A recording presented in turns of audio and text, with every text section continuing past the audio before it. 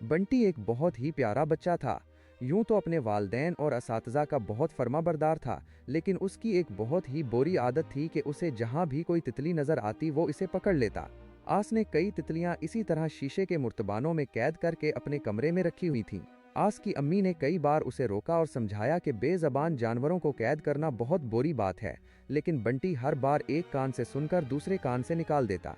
एक दिन बंटी अपने घर की छत पर खेल रहा था कि उस दौरान उसकी गेंद स्टोर में चली गई और वो जैसे ही उसके पीछे कमरे में दाखिल हुआ तो दरवाज़ा हवा के जोर से बंद हो गया। बंटी ने दरवाज़ा खोलने की कोशिश की, लेकिन वो उसके बहुत जोर लगाने पर भी ना खुला। बंटी ने परेशानी में अम्मी को आवाज़ें दी, लेकिन वो भी ना आईं। बंटी घबरा कर रोने लगा। कुछ देर गुजरी थी। बंटी, बंटी, कहाँ हो? अचानक उसे अम्मी की आवाज़ सुनाई दी। बंटी ने फौरन दरवाज़ा बजाया और अम्मी को आवाज़ दी। जैसे ही दरवाज़ा खुला वो अम्मी से लिपट गया। अम्मी, मैं आज के बाद कभी भी तितलियों को कैद नहीं करूँगा, क्योंकि मैं जान गया हूँ कि कैद कितनी बुरी चीज़ है।